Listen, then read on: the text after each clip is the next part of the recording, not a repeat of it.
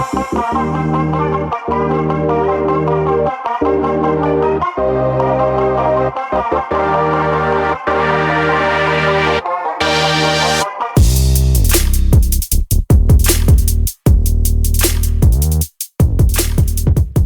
you for checking out Real Talk Personal Finance. Shit's about to get real. Cash Flow King with you today. Money, baby. You need net worth. You need passive income. You need flows, baby. Flows and flows and flows. And today we got Cube Crusher with us. Dick, here's the deal. I'm the best there is, plain and simple. I mean, I wake up in the morning, I piss excellence. For our episode 46. This is going to be a general episode. Do you need a financial advisor? Thanks so much for checking out the show. Quick shout out before we get started today. We have, I believe, our now 35th country listening to the show out in Taiwan. So thank you very much to those of you out in Taiwan checking out the show. Can't forget about our U.S. folks. So I guess I should take a gander over there real quick and see what we're looking like on the locations board. I think in the U.S. we have several at the top, but Ashburn, Virginia, still kicking ass and taking names. And looks like Indianapolis, Indiana, Philadelphia, Pennsylvania, Nicholasville, Kentucky, Roanoke Park, California, and Cincinnati, Ohio. So you guys are all near the top there. So thanks to everybody in those locations. Hong Kong still the number 2 country listening to the show, followed by France and then Australia. All right. We're going to get into today's episode. We did have somebody that didn't write the show, but somebody that listens to the show Stealth Mode told us that one of the reasons that they're not a premium subscriber, which no pressure now because we fixed it, I think, is that they had an issue with the sound on the show. So Cashflow King decided to go ahead and get Cube Crusher a brand new setup, which we are going to be testing out here in today's episode 46. Cube Crusher, are you there? Yeah, I'm here. I hear you loud and clear. Wow. Sounds like we got some better sound now. So we're trying to get premium sound for we're a non-premium episode. That's right. Premium sound for non-premium episode, but we're going to put the pressure on. So we'll call this gentleman the Drama King. And we actually invited him to the recording along with one of our other financial buddies, but they've not dropped in yet. It's possible they could come in here, though, while we're recording this. This is Friday afternoon, about 5 o'clock. Can't think of anything else better to do on a Friday night than get an episode cranked out for you guys. So here we are. All right, so today's episode is, do you need a financial advisor? We're probably going to have a passionate debate about this. I will let Cube kick it off and share your thoughts, and then we'll have a little fun. The answer is no. Episode over. Thanks again for episode 46. Signing off. We'll see you on the next all-time episode. All right. No, I think that I'm just going to generalize and say probably 90% of people don't need one, at least depending on what stage that they're in. If you're a young person, I see no need for one necessarily. You probably have some acquaintance or friend or someone that's within the financial space that you could talk to or could kind of give you informal non-advice advice, or you could listen to this great podcast and get enough advice to where you could study a little bit and try to learn stuff on your own. I know that finance isn't for everybody, but when you're first beginning your journey financially, I think that it's probably best to do your own thing, as far as the basic budgeting type things and beginning to save money. I don't know. I guess I can't really fathom being someone that gets their first job and doesn't give a fuck about the money part of it. I think that... Have you been to America, by the way? It's obviously the way that I'm wired, is to be more financial. So maybe it's hard for me to see that side of it. When you're 21, 22, starting your first professional job, probably all you want to do is get a huge paycheck and go get drunk all the time. But, I think that everybody would do themselves wonders at that stage to start investing in themselves and investing in their knowledge, their financial knowledge, so that they at least have a clue of what's going on. And that would just be very beneficial down the road. So that's really why they should listen to this podcast. Well, I appreciate the plug for the podcast. We appreciate the plug for the podcast. I'm going to have to respectfully disagree, as I often do when we get on here. I think that's part of the fun, right? So, but I'm going to say I agree with some things and disagree with some things. So here's the deal, in my opinion.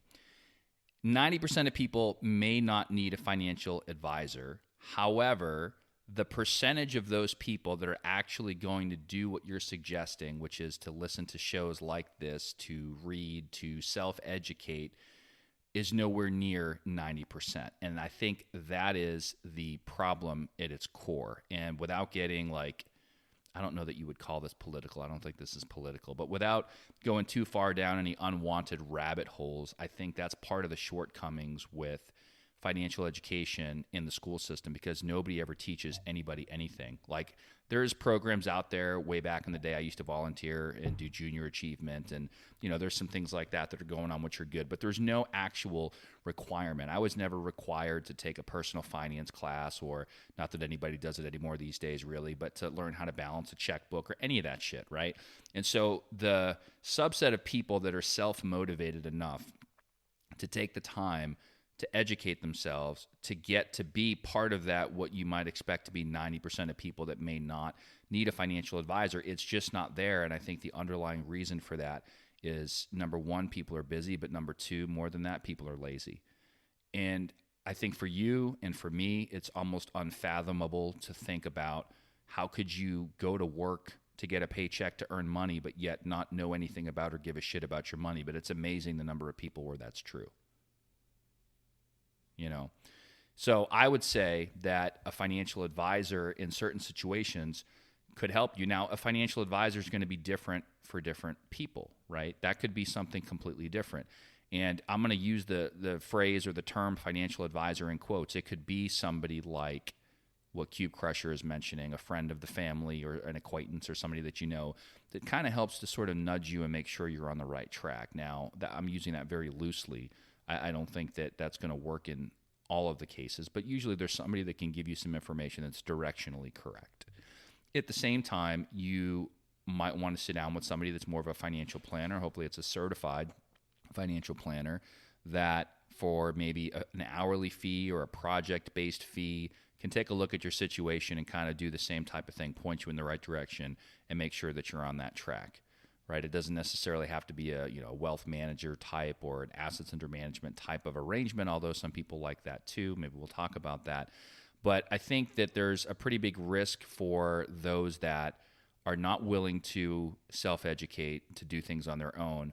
What happens when you don't know what you don't know? And I'll finish my little thought here with one last example, and this is a true story, where I got a call probably, 3 or so weeks ago now, and I could hear a baby in the background, and it was from somebody who had just lost her husband. He was 28 years old, found in the kitchen. They, at the time, did not know what happened, was perfectly healthy, was perfectly fine. And the reality was, he was so young, and I don't want to say felt like he was invincible, because I'm not trying to put words in anybody's mouth, but he was one of those people that wouldn't meet with a financial advisor, didn't want to sit down with a financial advisor. And it's just crazy how something like that is such a big whoops that's going to affect the surviving spouse and what sounded to be at least one child, newborn, for forever. So what would have happened if they sat down with somebody that actually helped them get on the right track with something as simple as a term life insurance policy? So that's what I think so far.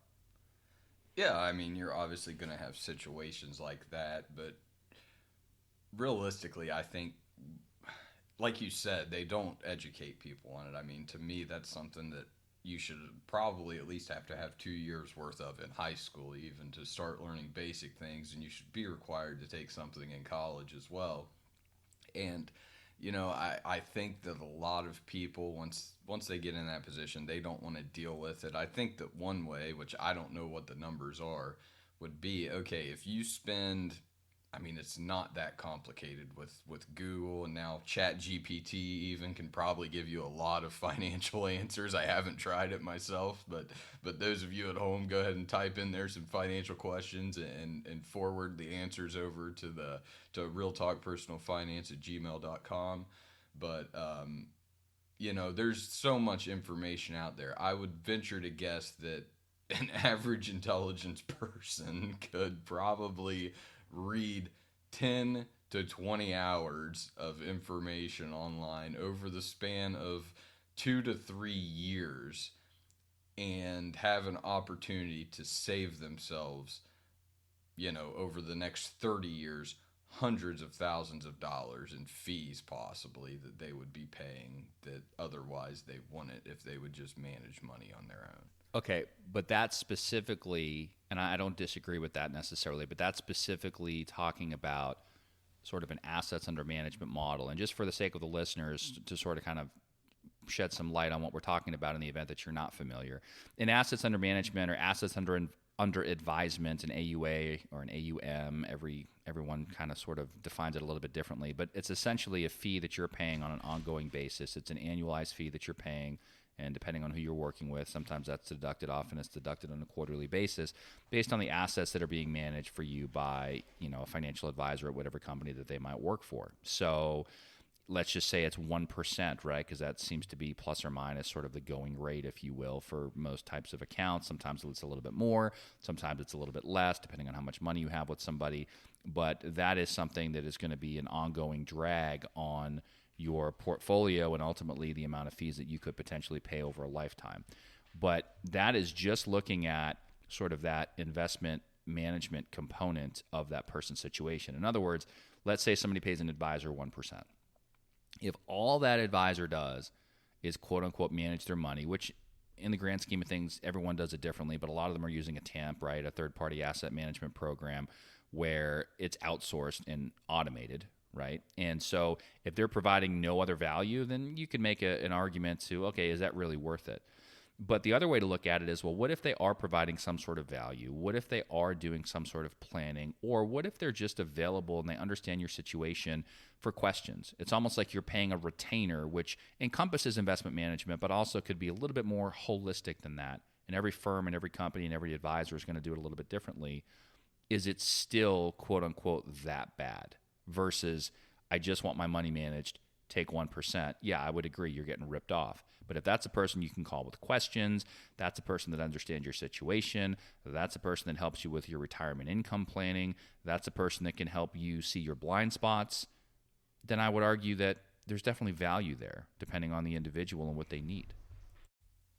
Right, so there's probably some value once you're, retirement age 60, 65 to probably sit down and talk with somebody. But until that point, there's really zero point in doing it. They're not going to help you any. They're not going to improve your returns any unless you're an accredited investor investing in a hedge fund.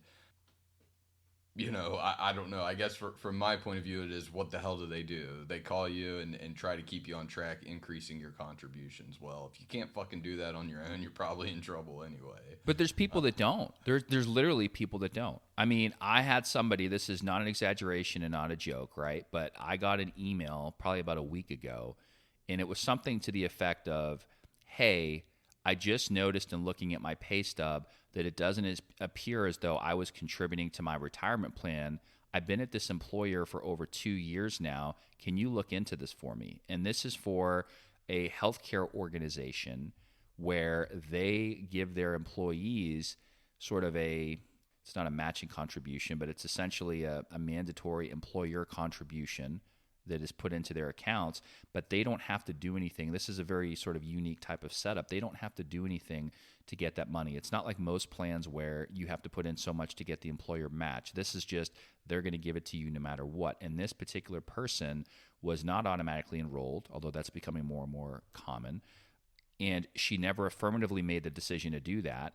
And she let 2 fucking years go by before she realized this. Now, you might say, well, she's an idiot. And I'll leave that for you to decide. But I mean, there's people that just don't fucking look, don't care, don't have a clue. They're just completely out to lunch.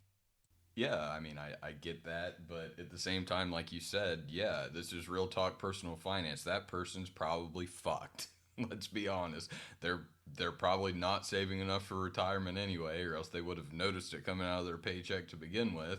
And, this might be just casting a wide net, but I'm guessing that person reaching their financial goals has very, very minimal chance by the time they're, getting close to retirement age. Well, that's It's most like of you have to America. right. Oh, I mean, it is, but at some point, you got to take initiative. I assume that people that are listening to this podcast are listening for a reason, and that's because they've taken initiative and they're trying to learn more, and they're probably ones that are saving more money. They're more interested in retirement or even early retirement, and they're taking care of themselves. So it's not like, I would think that our listeners are probably well on track, but yeah, that's not most people. But it's like, I mean, yeah, it's mind-boggling to think that, but the reality of the situation is that, I mean, that person's probably fucked. Okay. But would a financial advisor have saved them if they met with him 2 years ago? I don't know. Probably would have said like, "Hey, asshole, what are you doing? You need to put some money in this fucking plan. You're not doing anything, yada, yada, yada." Now, whether or not they listen is a different story, right? Or what about, and this is just a hypothetical here. I'm not thinking about anyone specifically when I talk about this, but what about the directionally correct, quote-unquote, financial advisor that was a friend of the family or whatever that told somebody, "Hey, you should consider a Roth IRA," for example. And that person says, "Okay, great." And then they max it out year after year after year after year, only 10 years later to find out it's all sitting in cash and the money was never invested. Like, how much did that cost somebody over a projected investing timeline? Not just that 10 years in this example where that happened, but the decades of compounding that they're going to miss out on because they got some quote-unquote advice, they got some guidance, and they had somebody kind of sort of looking over their shoulder a little bit, but not really. I mean, I think if you're going to get to that extent that you're talking with somebody about financial stuff, then you're interested enough to probably realize that, that the money's not invested just because you contribute it to the account necessarily. But I could be wrong. And I just think that,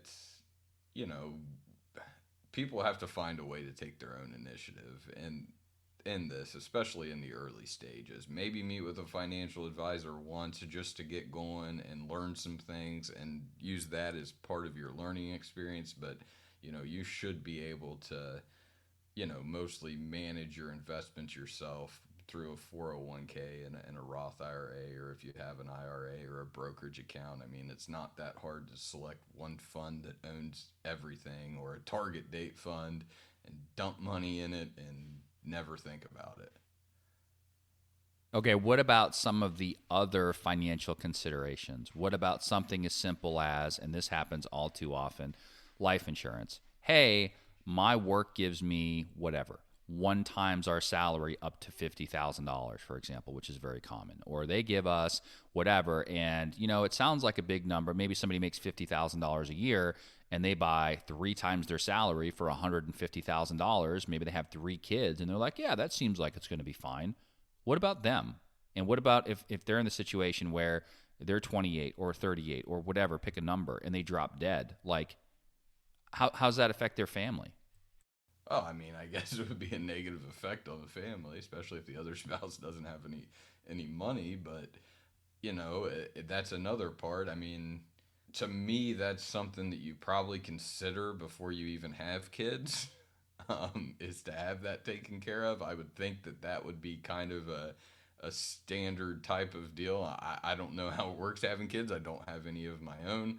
But, I'm guessing you're signing up for these different parenting classes and shit like that, and they're probably always sending you flyers in the mail. Now, granted, you probably rip them apart and throw them in the trash, but maybe not. Maybe people read those, or go online, ask ChatGPT things that I should make sure that I have before I have a kid. Okay, so I Google it. I fucking listen. Google it. I get the Gerber bullshit that I've talked about in the life insurance basics episode. For those that haven't checked it out, feel free to go back and listen to it. They get the Gerber whole life bullshit scam, in the fucking mail. Then they Google things that I'm supposed to be doing as a parent, or they send it. Like, seriously? And then what? Like, I don't know. I just feel like there's way too many things that could potentially go wrong. I'm not saying everybody needs to be with a financial advisor from, day 1 to day 100 or year 100, whatever you want to call it. But at the same time, like, are you really going to leave it up to Google and a fucking brochure from a parenting place in terms of, like, you should be thinking about life insurance and here's how much you need? I mean, Google's pretty damn smart. I mean, you can find some pretty reputable websites. I mean, yeah, I'm sure you got that popped up at the top. That's an ad. But if you just scroll down a little bit, you can probably find, no free ads, I guess, but like a Nerd Wallet type of thing that probably has a pretty good list, or an Investopedia that can provide you with some good information. I mean, obviously make sure it's reputable. And yeah, they're probably, getting some affiliate links in there to try to wet the beak a little bit, but that's all right. It's, I think that taking initiative, on your own to figure out what you need is going to ultimately be good for you in the long run as well. Okay, in a perfect world, maybe that works out just fine. But think about it, right? You don't have kids yet. We don't have kids yet. But, for those that do, that are listening to this, like, yeah, sounds really fucking easy, guys. But when you got, kid number 1 and kid number 2 running around screaming, and you got kid number 3 on the way, like, that's the last thing you're doing is sitting there in the peace and quiet of your own fucking home in front of the fireplace reading freaking Nerd Wallet. You know what I mean? Like, there's just so many other competing priorities going on, you would imagine, that people sometimes, they're busy and they forget to do that, or that's, oh yeah, I'll get to that someday. I'll get to that ... when, versus, having somebody that kind of hold your feet to the fire almost and be like, look, here are the things we're going to cover. These are the things that are important in terms of your situation and your financial plan. And it's almost kind of sort of like an accountability partner in a way, where hopefully they're going to help you make sure that you dot your I's and cross your T's. Yeah, I mean, I guess if you need somebody to hold your hand, then yeah. But at the same time, I feel like that if a person's not going to take the initiative to look into it on their own, then what are the odds that whenever their financial advisor or this person that they met to help them with life insurance, what are the odds they're going to actually answer the phone when they call them? And then they keep calling them and leaving voicemails, and they never call you back. So, it comes down to individual initiative at some point. I mean, you can have somebody breathing down your neck trying to hold you accountable, but if you don't do shit, then you're not going to do shit anyway. Yeah, no, I would agree with that. I think that's a valid point. I mean, the underlying theme, I think, is that most people are lazy. So no matter how you view it, I think possibly having a financial advisor could be a good thing for some and maybe not for others. I don't know. Yeah, people are real lazy. Heck, I'm lazy even, but it's like, how many people are out there just... That's why the insurance policy, sticking with that example, like the no test insurance policy, like, how many people out there do you think just click that and say, fuck it? And their premium's probably 2 or 3 times higher than it should be, but they don't give a shit. Right, but it probably also doesn't cover nearly what they need, and that's part of the problem. It's just sheer laziness, right? If you do that and, oh yeah, we'll get you $20,000. Well, fuck you. What the hell does $20,000 do? And some people are going to be like, well, that's a lot of money, Cash Flow King, and it is. But that might cover you. Doubles. Yeah, but it might cover your burial expenses. It's certainly not going to, from an economic value standpoint, replace, somebody's income for the next, say, 20, 30 years, 10 years, whatever.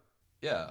Well, I mean, yeah, it wouldn't, but it's like, I would think I could do a Google search right now and Google how much life insurance do you need, and it would give you a fairly damn accurate answer. That's just kind of my take on it.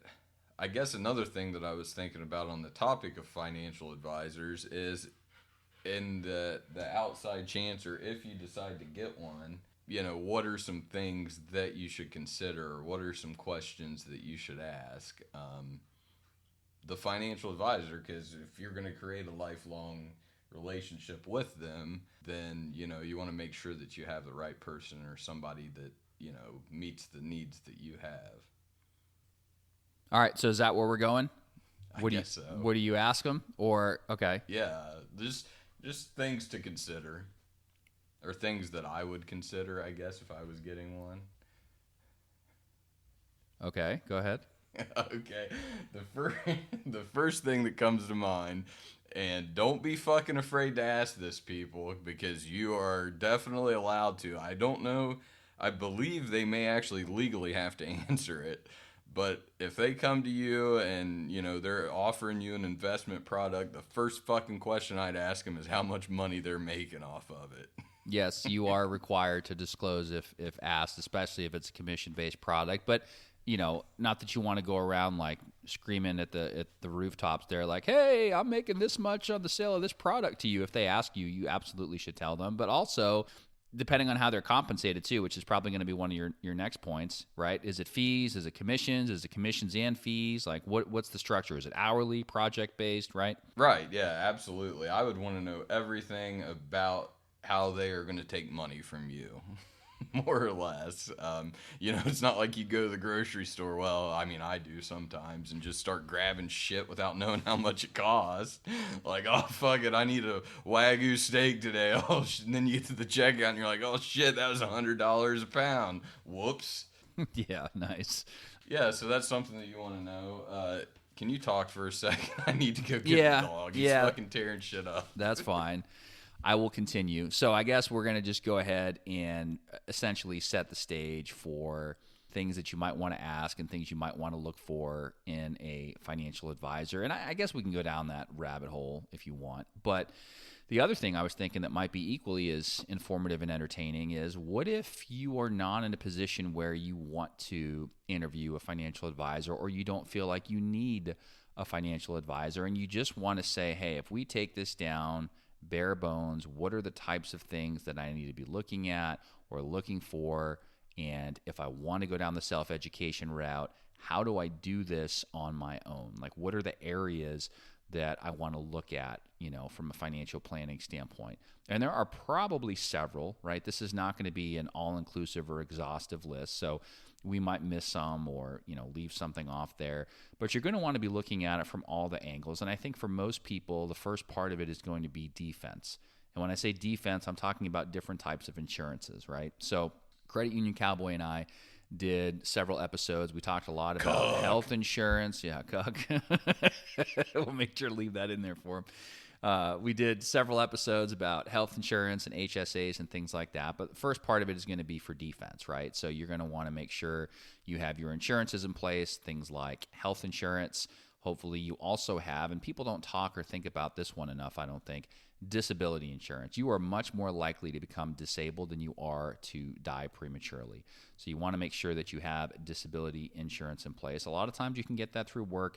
If your work doesn't offer it, I think we talked about this on previous episodes, you might be able to get an individual policy.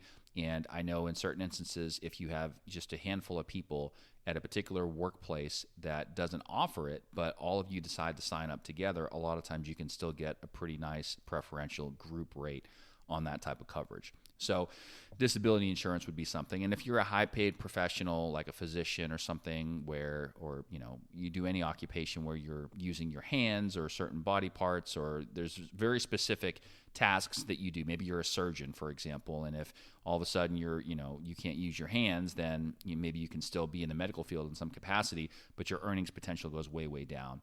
You want to get with somebody that knows what they're doing as far as different types of disability insurance, own occupation versus any occupation. We don't have time to get into all that today, but you want to make sure that that's something that you're potentially looking at.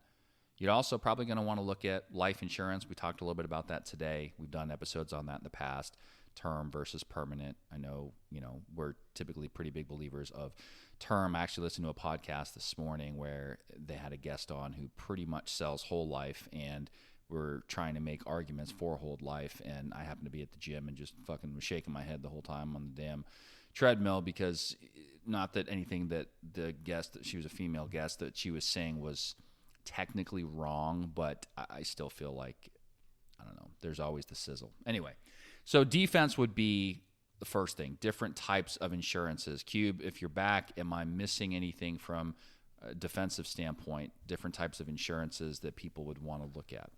No, and I think that most people will have their insurances through work pretty much. Let's be honest, most people aren't going to search outside of work if work doesn't offer it. I know that I wouldn't. Yeah, 'Cause they're I'm not. lazy as They're not, shit. but they should. Like, for example, do you have disability insurance? Fuck, I don't know. I don't know. I guess I got life insurance out the ass. Okay. But I mean, whatever. I don't have a job that really involves much. I mean, I guess if I lose both my hands, I couldn't type anymore or use a mouse. Yeah. Okay. Or if I got both my eyes poked out. All right. Well, I don't know. I think we're going down the wrong fucking alley with this one. But well, I mean, yeah, it's like that. That's just what it is. I mean, I don't know. I have some type of disability through work. I don't know what the hell it is. Okay. I'm well, not- for those of you not listening to sweating it, this, people, don't sweat it. long-term disability is absolutely important. Short-term, you can make an argument either way, but long-term, something that if you were to become disabled is going to cover you in most cases until you reach age 65. It's probably something that you want to have. But yes, you can absolutely get it through work. There are certain types of policies you may want to get outside of work, but to Cube's point, everybody's lazy, so you might want to look at just what's at your workplace. But again, if you don't have that offered to you at work, you may want to look outside your workplace. All right, so we have things like health insurance, disability insurance, life insurance. Obviously, if you own a vehicle, and even if you don't, you're probably going to want to look into some type of auto policy. If you own a home, you probably have homeowners insurance. If you're a renter, you may want to look into renter's insurance. What else are we missing? I didn't know we were going to do this. I did not prepare a list. This is all kind of off. Yeah, off the I don't cuff. know. Yeah, I mean, I know some people do umbrella policies. That's a little advanced if you really or have a lot of assets. It's pretty cheap. I'm trying to think. I don't think there's any other insurance. Pet insurance. Oh gosh. Well, yeah, that could be I do good not for have that some. either, by the way. No, I disagree with that. I think some people should and some people shouldn't. I used to have it, and the number one reason I had it was I never wanted to have to make a decision between my pet and my wallet. And then once I realized how much I was paying out in premiums and the fact that I could just self-insure and essentially write off the cost from the standpoint of that money's gone. And so if it ever comes down to it, it's not a decision. It's just there because it would have gone to the insurance company anyway. I think I changed my thought process on that a little bit. But there are people that have pets that, quite frankly, can't really afford to get in a bind, even though there's back on a couple of Cucks episodes, we talked about care credit and shit like that.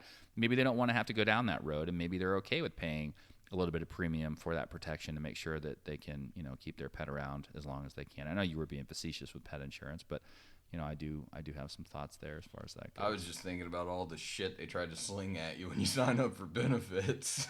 Cancer policies, It's like, right? yeah, hospital indemnity or some shit. Yeah, some I of don't it even is know what that kind of means. shitty, depending on what it is. And I'm sure somebody's going to write the show and be like, "Oh, well, I had this policy and it worked out in this situation." That's great. But generally speaking, for the vast majority of people, I think there was a hospital indemnity policy. I forget how much it was, but you pay whatever through payroll. And if I get, admitted to a hospital, I get like $100 a day or something. Like, fuck you. I have insurance, whatever. Like, I don't need $100 a day. I'm not going to pay out the ass for this.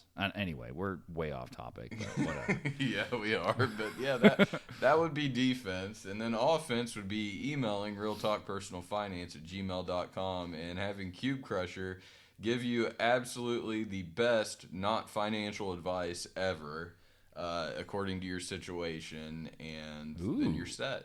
It sounds to me like they need to become a premium subscriber, and then maybe once they do, we can have people write into the show and we can talk about their situation sort of on the air or on the podcast. There we go. Yeah, subscribe, and we'll give you all the details that we have.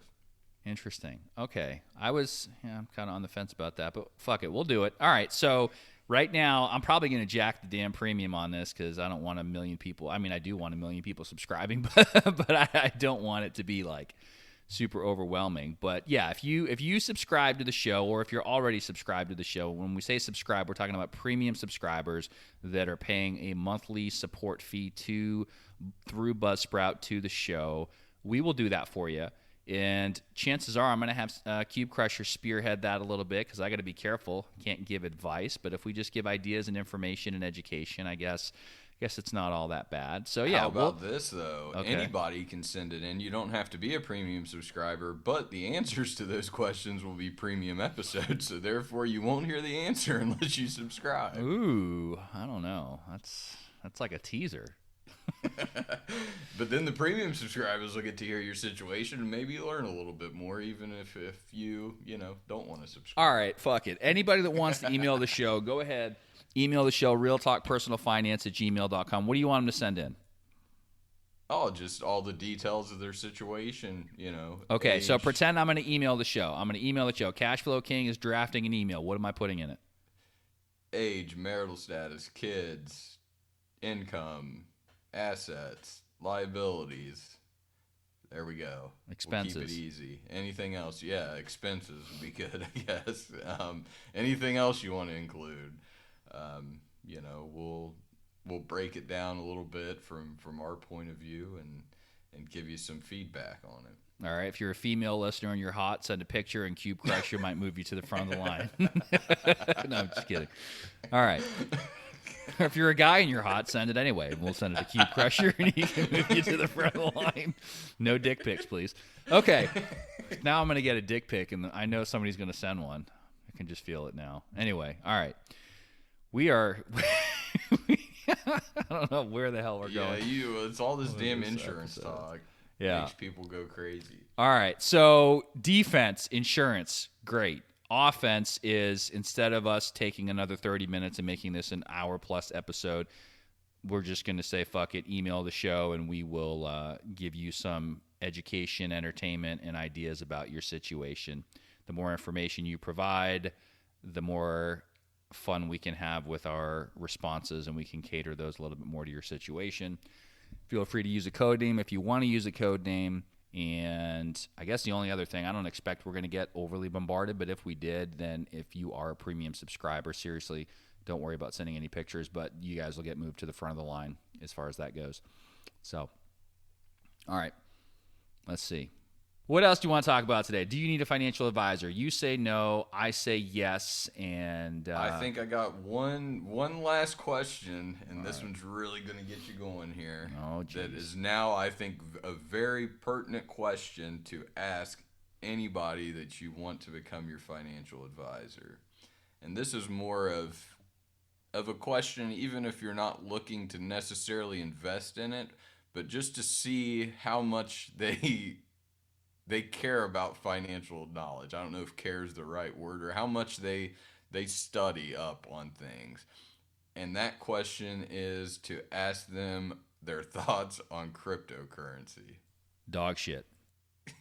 See, now if they answer like that, Cube Crusher says that's an absolute no-go. Because that answer right there, all it says is, I haven't studied it. Well, I'll be the first to tell you I haven't studied it, and that's totally fine. But at the same time, there's a T-shirt that was ordered. It was supposed to be a gift for me, and I saw it before I saw it before I was supposed to see it, but there was a little typo on there, and I said I can't wait to wear that around Cube Crusher, and I believe it said, "Fuck crypto, rent's due," something like that, and that sums up what I'm about, which is completely not what you're about, but.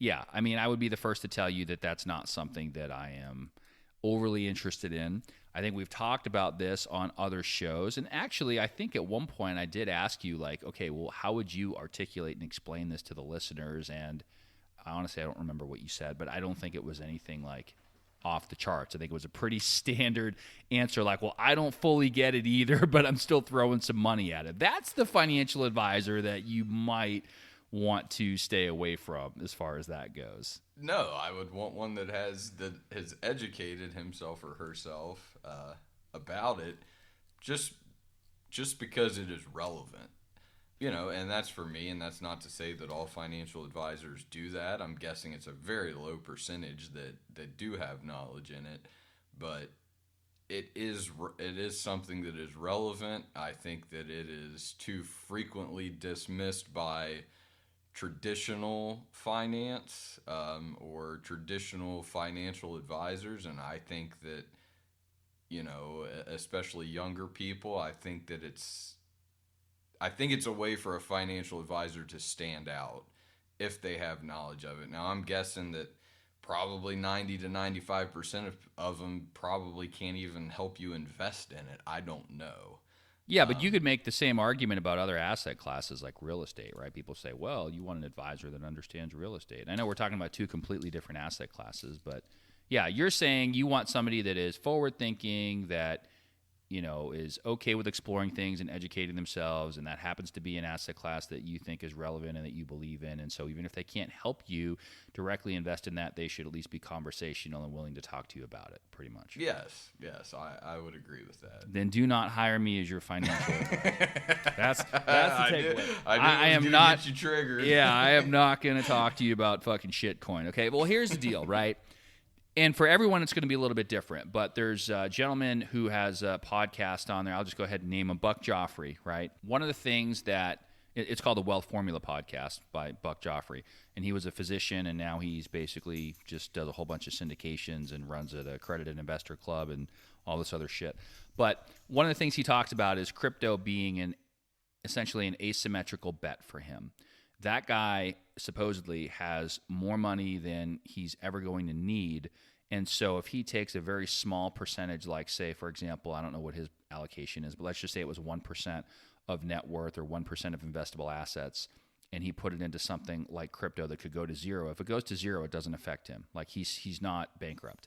But if that 1% just has an astronomical return, then it's an asymmetrical bet. If you lose, it's okay, but if you win, you could win really, really, really, really big. And that's what he's all about. My argument is this. I don't think the vast majority of people need to be fucking with crypto. And here's the reason why, okay?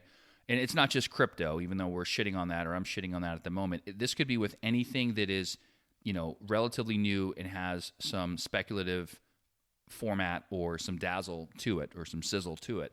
Because most people have not taken care of their basics in terms of their financial house. They are not adequately insured. They do not have the appropriate level of emergency fund. Maybe they're not getting the full employer match on their retirement plan at work if they have one. All those sorts of things need to be handled first. And if and only if and when and only when those things are in order, then I am totally fine with, even though I'm not talking to them about it, some type of exploratory investing like that, or some type of potentially some would consider to be speculative investing like that. That's fine. The problem is when you got somebody that has $1,000 to their name and they put 500 of it in crypto and they got $5,000 in credit card debt at 20%, those are the fucking morons out there. I hate to say it, but a lot of them that are putting their money into crypto, and they are so financially fragile they don't even realize what they're doing. And that, I think, is part of the problem. It's not your super high net worth clients that are coming to you or prospects that are coming to you to have those conversations. It's people that feel like they're behind and they know they're behind. And rather than buy a fucking scratch ticket, they want to invest, quote unquote, invest in crypto. That's my beef with it more than anything. Well, I mean, those are all good points. And at the end of the day, it comes back to what kind of the first thing that we discussed, and that is, financial education and people not having it, and not enough people having it. And it's not like crypto's making people go bankrupt, it's people making themselves go bankrupt because they're dumb. Yeah, but if they throw their money in an index fund and it goes down whatever 20, 30, 40, 50%, it's probably going to rebound. If they can hold, it's probably going to be okay. If they put it in crypto or some type of shit coin that goes to zero, then it goes to zero. Whoops, now you're fucked. I mean, yeah, but at the same time, like you said, if they have other investments and they put some in there and it goes to zero, then whatever. Yeah, and that's fine. Those people are fine. It's the people that don't have those resources that I have the problem with, and I feel like that's the vast majority of people, right? In my opinion. I guess. I don't know. I guess one thing that whenever you mention a podcast I was considering doing, and we'll see if we can get any feedback on it, and maybe in my newsletter, putting the names of some podcasts or some videos or something like that I've been watching over the quarter just for informational purposes, I guess, or things that I found interesting for our subscribers to go in and listen to in their podcast player, or go out on the web and read it or something. I don't know, just a thought. That'd be fine. Put it in Cube's Corner. You can also, if you wanted to, and this might be a way down the line thing, but have you ever thought about building a course? I mean, I don't know. I can't say I've really thought about it, but All right, we'll start with the newsletter, something fairly basic. Yeah, the newsletter. Did we get any feedback on the newsletter? I don't think we did. I did talk to somebody that I knew personally that also happens to be a premium subscriber, but there was no feedback emailed to the show. So for those out there that are premium subscribers that have read the newsletter that we put out for last quarter, feel free to email the show, realtalkpersonalfinance@gmail.com. But no, other than just the one person I talked to who actually knows you personally as well and thought it was really funny and just could see, as they're reading through it, they could see you saying a lot of those things the way that you typically say things, and they got a kick out of it. That was the only feedback I got. All right, well, good deal. Hopefully we'll hear more, but just I guess a couple different viewpoints, things to consider for those beginning your financial journeys. I don't know what the average age of our listener is or not. If you're getting near retirement age, obviously you probably want to sit down with somebody unless you're pretty damn well versed in everything. Even if you've been, I guess, accumulating assets on your own, you kind of need to figure out the steps of what to do with them, because I'm not retired, but I'm guessing it's kind of going to feel like an oh shit moment knowing that you don't have a paycheck coming in, and it would kind of be like, uh-oh, now what? And could probably induce a little anxiety and panic in there. So, maybe that's a time for you to go and sit down with somebody and take a look at everything. But also, if you're pretty initiated by yourself, then you can go and Google, and there's different theories out there on drawing down your assets once you've accumulated them. If you are interested in that, you might want to listen to the episodes we've done on, I believe it was on the 4% rule and just retirement income planning in general. But I would agree. Here's what I'll say about financial advisors, being a financial advisor. I don't think that everybody needs one, but I think there's some people that are going to be so fucking lazy and are never going to do anything on their own anyway that you probably should have one throughout. But if you are able and willing to educate yourself, like Cube Crusher's talking about, and you can put a few things in place, I think it would make a lot of sense to meet with somebody early on, early career, maybe in your early 20s, for example, to kind of get on the right track and get started. Maybe consider meeting with somebody again, mid-career, to kind of do a checkup and make sure that things are going the way that you want them to go. But then especially, and I think the most value in my personal and professional opinion of a financial advisor is getting towards the later years, approaching retirement, when you want to go through what we like to call the retirement income planning process and make sure that everything is coordinated the way that it needs to be. I think that is absolutely when the stakes are the highest. You can't afford to make any mistakes, and you're absolutely going to need to work with a financial advisor around that time. Yeah, I think that kind of sums it up. I don't really have anything else on needing a financial advisor. Looking forward to seeing all the emails that we're going to have flooding in. I don't know when I'll be back, but just keep emailing and telling you want more Cube Crusher. Yeah, well, I hope my sound's fucking good enough. Yeah, that's right, Dr. Drama or Drama King, whatever the fuck I called you. Subscribe to the show, baby. $3 a month while you can, because the rates are about to go up once we start doing these profiles on the air. I think we're going to go to $5 a month at some point, but right now it's still $3. Anyone that subscribes, you're grandfathered in. Check out the show notes. You can click on it. It says become a premium subscriber today. Feel free to support the show. Everything's secure, like I've said in the past. Everything goes through Buzzsprout. They take their fee, and the show gets a pittance, and then we can do some cool shit for you guys and keep upgrading the premium membership. We're going to, for those that haven't heard, Are You Premium, right? You get the quarterly newsletter. You get a shout out on the upcoming episode. You get 25% off the show's merch. You get Cash Flow King's favorites, which, as I mentioned in a previous episode, I'm getting ready to put something out again this month in May to the premium subscribers. And then also, like we just talked about with the profiles, we're going to continue to just add little things like that with some feedback and just some thoughts as we kind of go through. Today's show was kind of off the cuff, but hopefully you guys enjoyed it. And now that we got Cube Crusher, basically the same setup that I have with the headset and the pop filter and the microphone, we're definitely going to have him on quite a bit. If you guys have topics you'd like to hear about, email the show, If you want to submit that financial profile and have us have a little fun with your situation, again, it can be completely anonymous. You can make up a name. You don't have to tell us your real name. Feel free to email the show, and we'll get back with you on that. And if you enjoy the show, feel free. I haven't said this in a while, but if you feel like we've earned it, please feel free to leave a 5-star review. Share it with a friend, a family member, a coworker. Let's have some fun with it. Let's get the show out there, and we'll kind of go from there. So with that, I think that is pretty much all we had. Cube Crusher, thanks again for coming on the show, back on the show as always. This is episode 46. Do you need a financial advisor? We will see you in the next episode. Check the mic and make sure it sound right, boys.